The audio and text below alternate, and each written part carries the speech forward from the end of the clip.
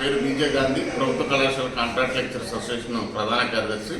ఈరోజు కొన్ని కరపత్రాల్లో కళాశాలలో పనిచేస్తున్నటువంటి అధ్యాపక సంఘాలన్నీ కూడా పూర్తి మద్దతు తెలియజేస్తున్నారని మరి కరపత్రాలు రిలీజ్ చేసుకోవడం జరిగింది. ప్రభుత్వ కళాశాలలో పనిచేస్తున్నటువంటి అధ్యాపక సంఘాలన్నీ కూడా పీడీఎఫ్ అభ్యర్థి అయినటువంటి బొర్రా గోపేమూర్తి గారికి పూర్తి మద్దతు తెలియజేస్తున్నాం.